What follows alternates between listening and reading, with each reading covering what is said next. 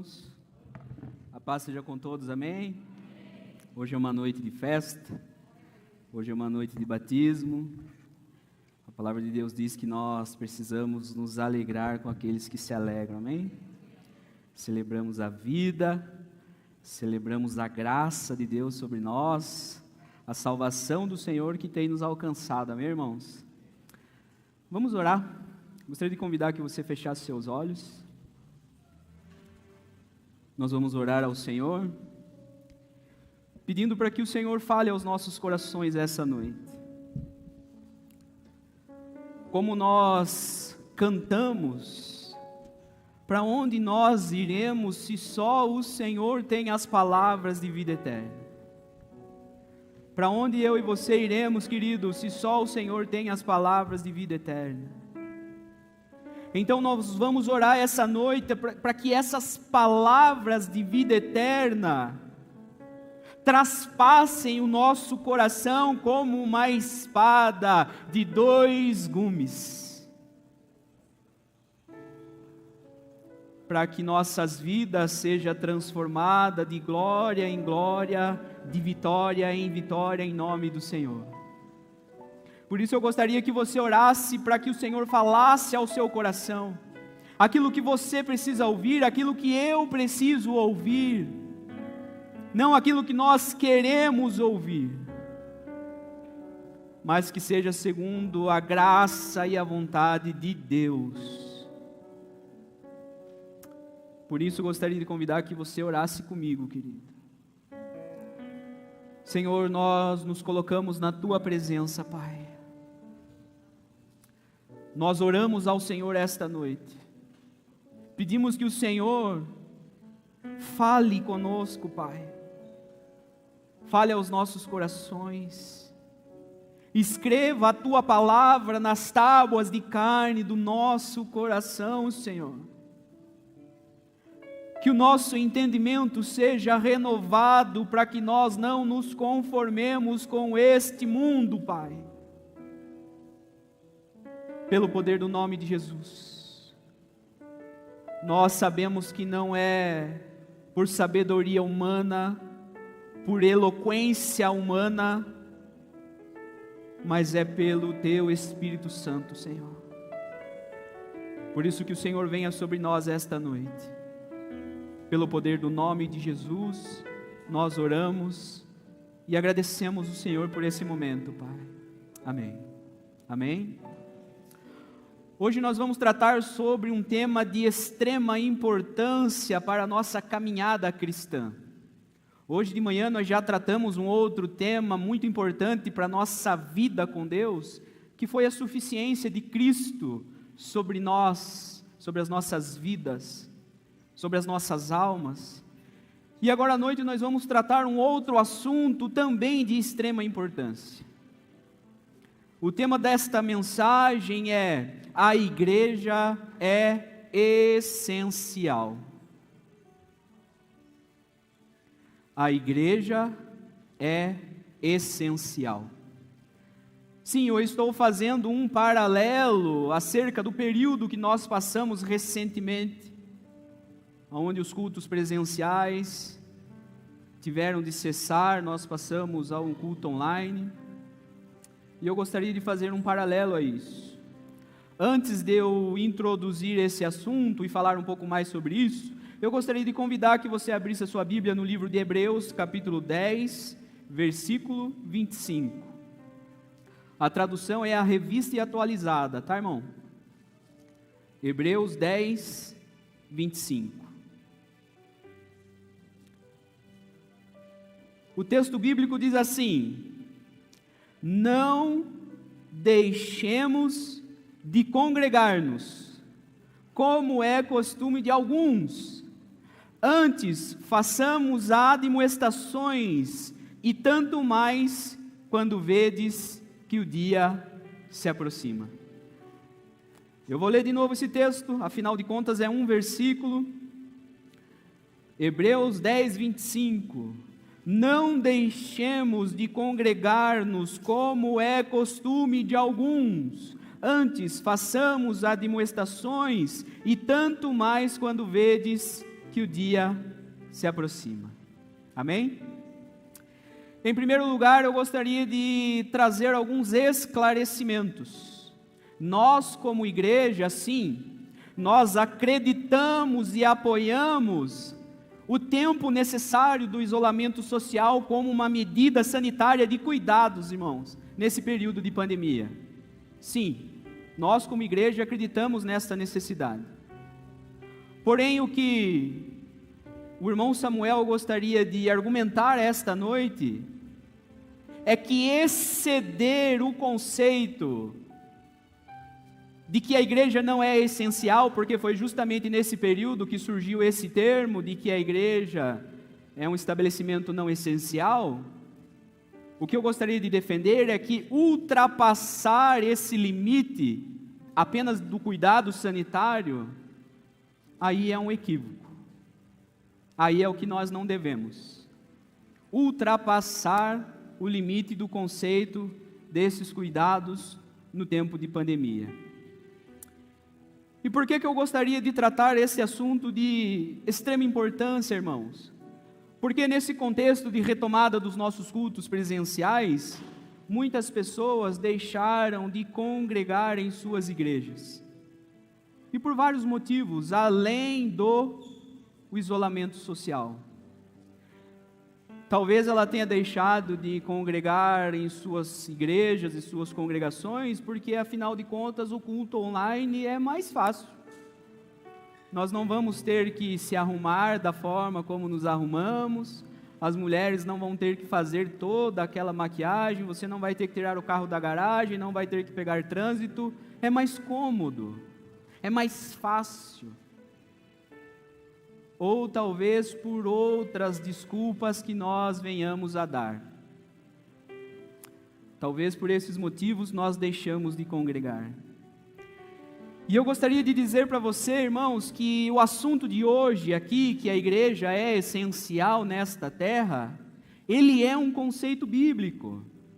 Ele é um conceito bíblico. Inclusive foi tratado, foi discutido pelos apóstolos no Novo Testamento.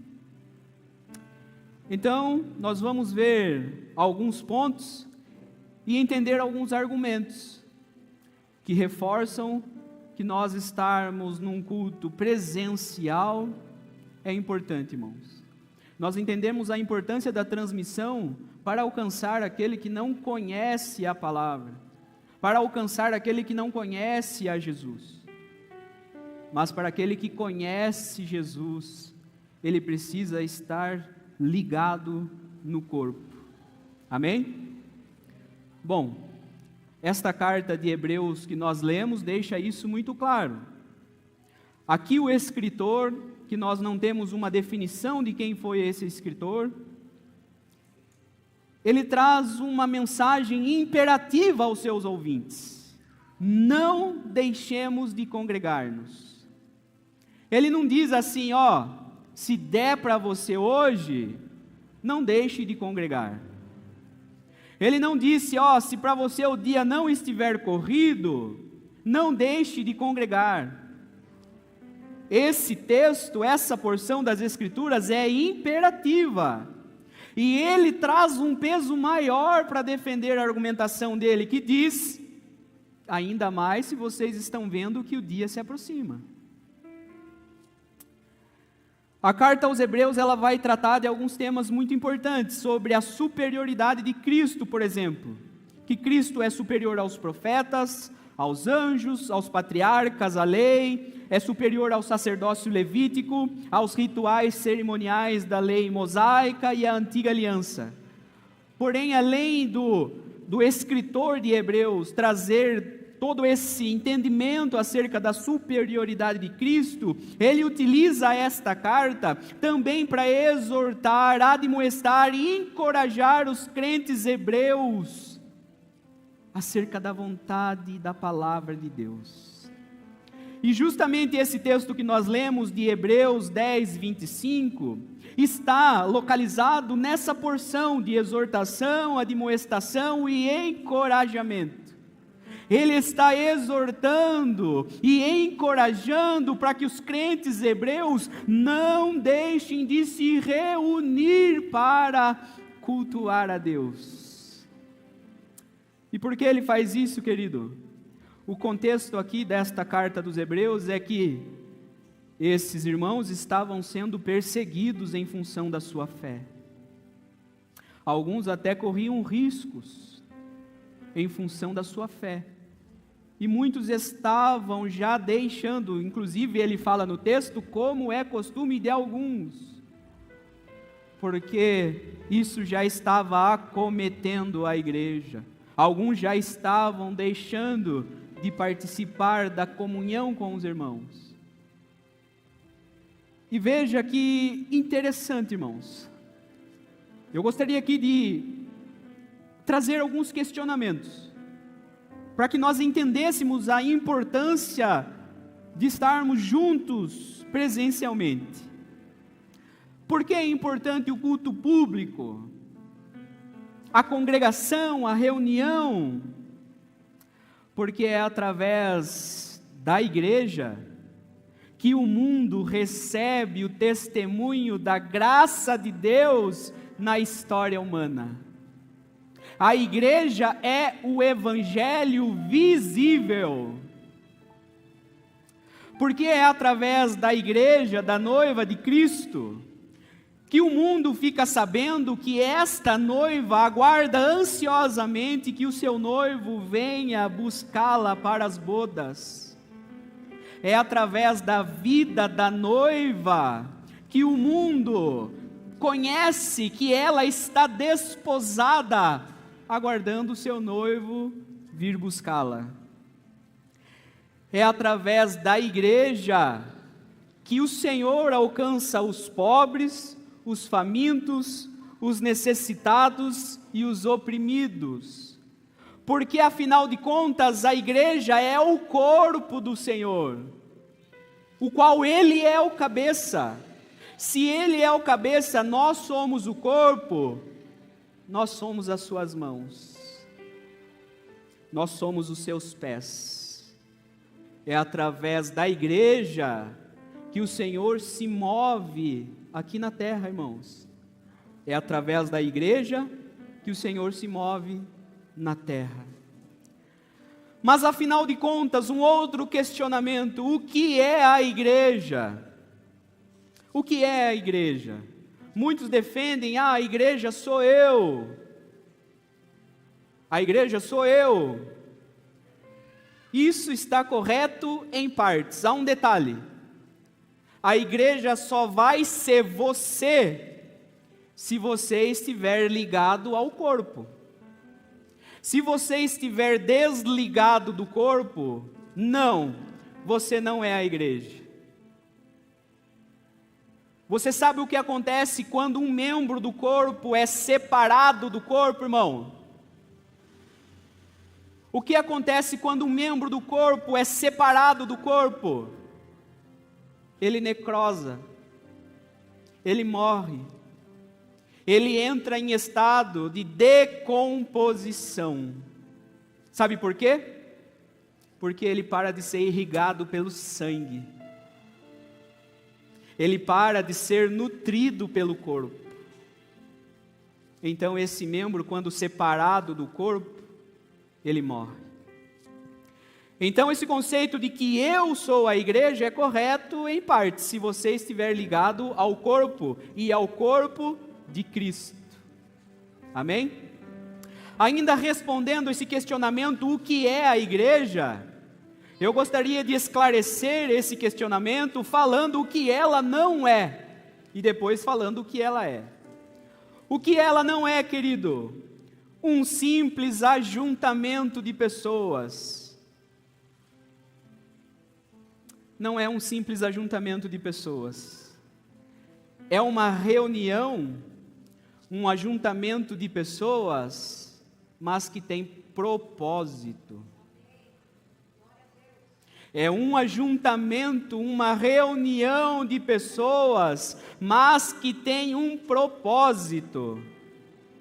E esse propósito é adorar a Deus testemunhar a graça de Deus e encorajar uns aos outros. Nós só seremos igreja quando estivermos cumprindo esses propósitos. Nós só seremos igrejas quando nós nos reunirmos para adorar juntos, quando testemunhamos a graça de Deus e quando encorajamos uns aos outros em amor. Deus projetou a sua igreja desde a eternidade, querido. Nós vemos lá no Antigo Testamento, Deus congregando, reunindo um povo para si. O que não é a igreja, irmão, o que não é a igreja, não é um clube, não é um show de entretenimento, para que você venha aqui e assista a um culto. Não é um show, ainda que tenha música boa, ainda que tenha eloquentes pregadores, ainda que tenham pessoas carismáticas com o microfone na mão, não é um show para ser assistido. Você veio até aqui para cultuar ao Deus único e verdadeiro e ser um membro ativo desse corpo, irmão.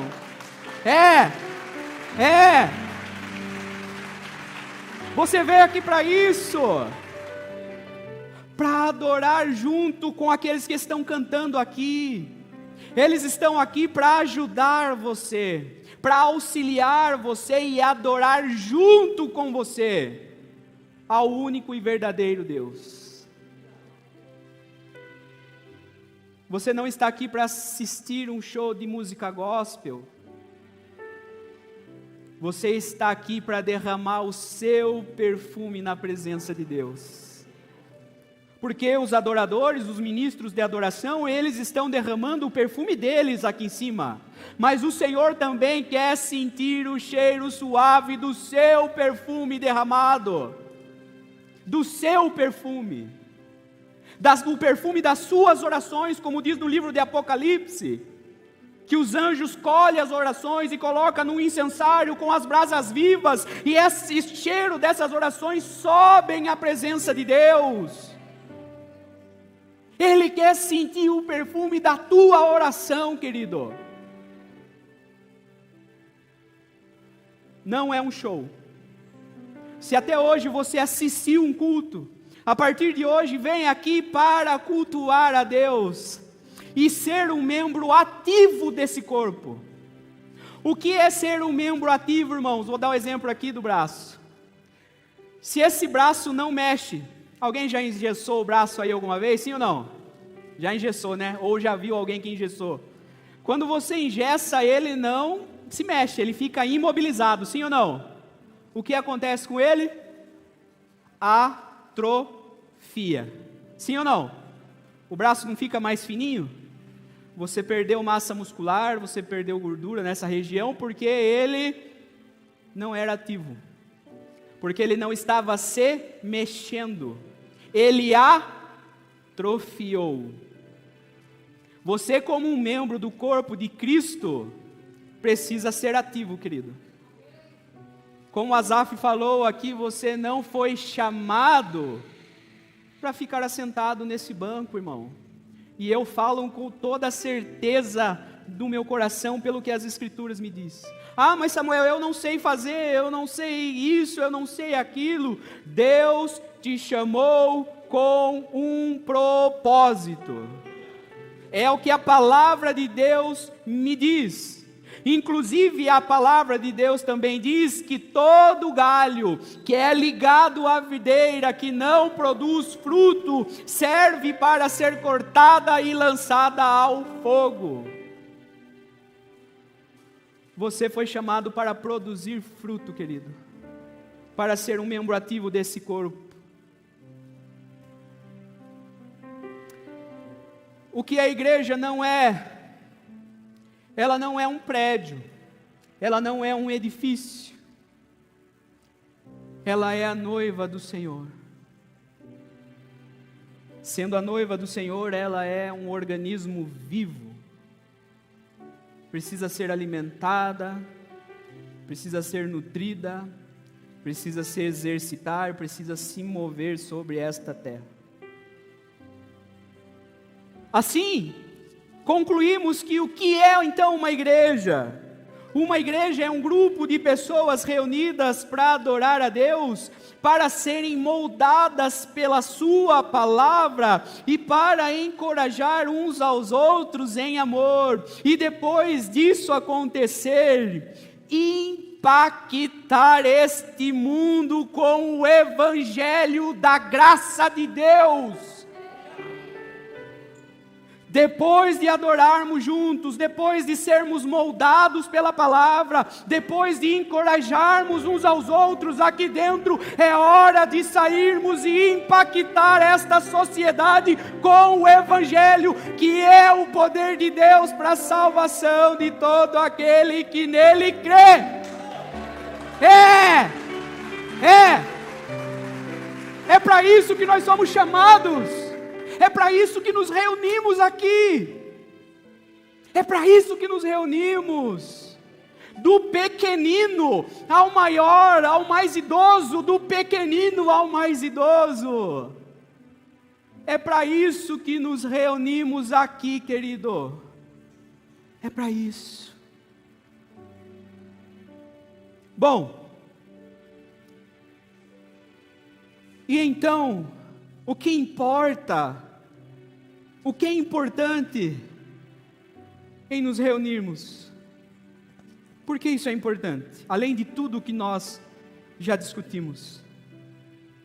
Quando nós nos reunimos aqui, que é diferente de uma reunião em um outro lugar, porque a palavra de Deus fala que onde tiver 2 ou 3 reunidos em seu nome, como é diferente uma reunião de trabalho, uma reunião de estudantes, uma reunião política, uma reunião da igreja, que ela pode ser em outros locais. Quando nos reunimos, estimulamos uns aos outros, encorajamos uns aos outros ao amor e às boas obras. Ao amor e às boas obras. Quando nós não nos reunimos na presença de Deus como igreja, nós comprometemos algumas questões. Quando você, por exemplo, se detém aos cultos online, quando você se detém, por exemplo, a assistir ou ouvir uma mensagem apenas pelo rádio, pela internet, nós comprometemos algumas questões. E eu gostaria que você refletisse comigo se isso é verdade ou não. O primeiro ponto aqui, nós nos lembramos menos um dos outros. Sim ou não? Samuel, não é bem assim. Você quer ver como é bem assim?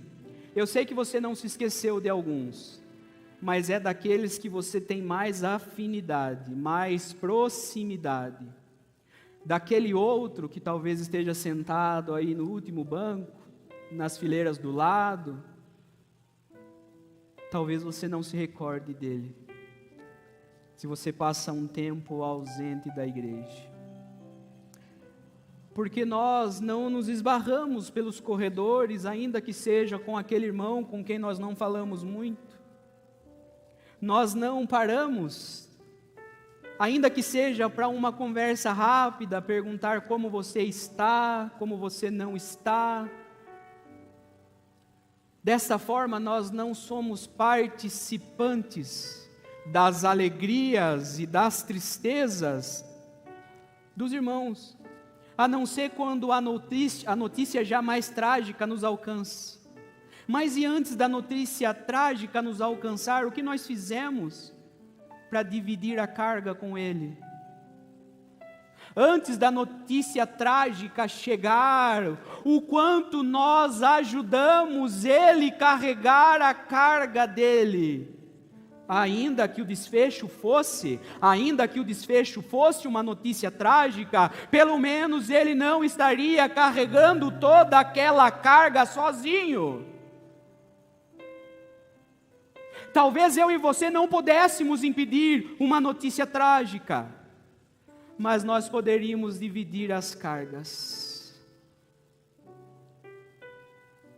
Nós poderíamos ter dividido as cargas. Então, quando nós não estamos presentes,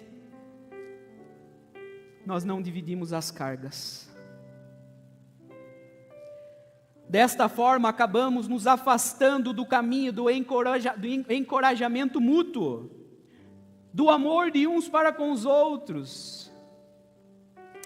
Um segundo ponto que nós comprometemos, talvez, quando nós não nos reunimos com um propósito, porque igreja é isso,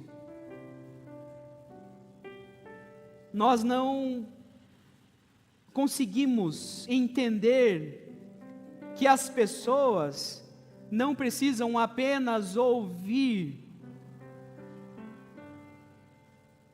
nós falando. As pessoas não necessitam somente ouvir o que eu e você temos para falar, querido.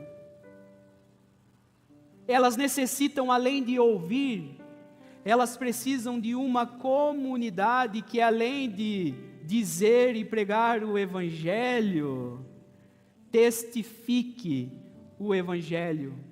Uma comunidade que viva e testifique esse Evangelho. Não somente fale, mas que testemunhe este Evangelho. Eu já vou partir para o encerramento e eu gostaria de fazer algumas aplicações disso aqui que nós falamos até o momento. A primeira aplicação. O que é aplicação, Samuel? É o que esta mensagem serve para você agora. Porque nós falamos aqui da carta aos Hebreus, nós falamos do que o autor aos Hebreus escreveu, nós falamos da importância da igreja, nós falamos da importância de estarmos reunidos, mas o que isso serve para mim agora? Como eu aplico isso na minha vida? É seguindo o conselho desse escritor, ainda que ele escreveu no seu contexto aos Hebreus, esta mensagem serve para nós, por todos esses motivos que nós elencamos até agora. Não deixe de congregar, querido. Não deixe de se reunir. Alguém precisa do seu abraço. Alguém precisa da sua oração. Alguém precisa que você demonstre compaixão por ela. De alguma forma, irmão. Da mesma forma que você precisa que outras pessoas façam isso por você. Esse irmão que está do seu lado, à sua frente e atrás de você, precisa que você ajude ele a carregar as cargas desta vida. Por isso, não deixe de congregar-se, querido. Não deixe de se reunir presencialmente a este corpo. Porque é aqui que nós vivenciamos algumas coisas que são peculiares desta reunião com um propósito que é a igreja. Não deixe de congregar, ainda mais sabendo que o dia se aproxima. Veja que o autor da carta aos Hebreus é enfático, ele coloca um peso sobre a importância de congregar, saber que o dia se aproxima.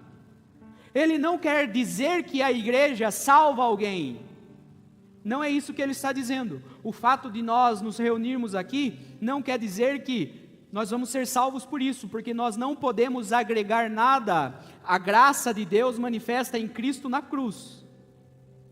Mas porque somos salvos, isso sim é um indicador de que nós nos ligamos ao corpo.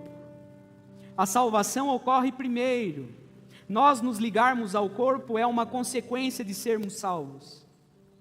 É uma consequência de sermos salvos.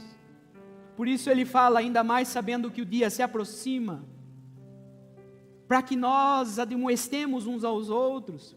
Quando vê que alguém começa a trilhar um caminho que dá em outro lugar, a não ser na porta estreita, a não ser o caminho estreito, nós estamos aqui, através da disciplina eclesiástica, para admoestar uns aos outros, para que ninguém se perca. Para que ninguém se perca. Ninguém pode ficar pelo caminho, irmão. Ninguém pode ficar pelo caminho. Um segundo ponto de aplicação: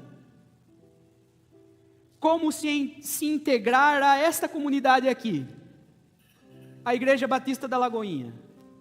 Talvez você ouviu esta mensagem e entendeu que Deus falou com você, mas ainda você se sente não ligado ao corpo. Mas você ainda se percebe não ligado ao corpo. E a partir de hoje você quer se ligar ao corpo, você quer ser um membro ativo desta comunidade. Como que você faz isso, irmão? Se você ainda não é batizado nas águas. O primeiro ponto, e o ponto bíblico aqui da questão, nós somos integrados ao corpo da igreja quando nós aceitamos Cristo como nosso único e suficiente Salvador. E quando nós tomamos a decisão, porque nós cremos em Deus, em Jesus de todo o nosso coração, e descemos as águas do batismo, como alguns irmãos irão fazer hoje. Isso é bíblico. Se você for pegar aí as igrejas do Antigo Testamento, após aceitarem Cristo como seu Salvador, eram batizados nas águas, se integravam ao corpo. Uma segunda forma de você fazer isso, se você já é batizado nas águas e por algum motivo está conhecendo esta comunidade agora e quer se integrar a esta comunidade, nós temos um programa, querido, de estudos para os novos membros, que nesse estudo para os novos membros, você vai ter um estudo aprofundado da palavra de Deus para que você se integre a esse corpo com consciência, não por emoção, para que você preste um culto racional a Deus, sabendo o que você está fazendo,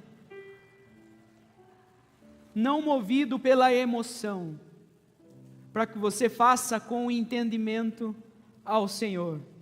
Um terceiro ponto de como se integrar ao corpo de Cristo é através do discipulado. Através do discipulado. Se você tem interesse por alguns desses objetivos, procure os líderes, os pastores desta igreja. E um último ponto de aplicação, que você saia daqui com o seu coração sabendo e confirmado de que a igreja é essencial. De que a igreja é essencial. E se por qualquer motivo você era um crente domingueiro, que a partir de hoje isso mude. Se até hoje você era um crente que assistia ao culto, que a partir de hoje isso mude. Amém, irmãos? Eu gostaria de encerrar essa mensagem com um texto bíblico que está em Efésios, capítulo 3, verso 10 e 11. Efésios 3, 10 e 11, que nos confirma que a igreja é um propósito de Deus. Efésios 3, 10 e 11. Para que pela igreja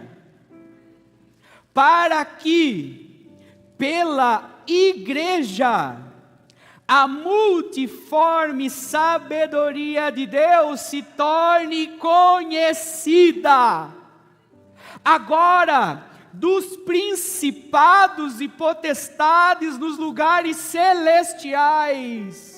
Veja o impacto da igreja, tanto neste mundo, quanto no mundo espiritual. Veja o impacto da igreja tanto neste mundo quanto no mundo espiritual. Que a multiforme sabedoria de Deus se torne conhecida dos principados e potestades nos lugares celestiais. Segundo o eterno propósito que estabeleceu em Cristo Jesus, nosso Senhor. Aplauda ao Senhor, querido. Aleluia! Aleluia! A igreja é um propósito eterno. A igreja é um propósito eterno. Governos podem decretar que ela não é essencial, mas um decreto eterno já foi estabelecido. Um decreto eterno já foi estabelecido de que ela é o propósito do nosso Senhor Jesus Cristo. E Ele só voltará uma segunda vez com um propósito, que é de buscá-la para as bodas com Ele. Ele não virá a este mundo segunda vez para mais nada, a não ser buscar a sua igreja, linda, adornada, preparada para encontrar com Ele nos ares. É Deus, aleluia. Querido, se isso não enche o seu coração, se isso não move o seu coração, não sei o que mais moverá, irmão. Nós somos igreja, juntos nós marchamos em nome do Senhor dos Exércitos. Amém, amado? Deus abençoe.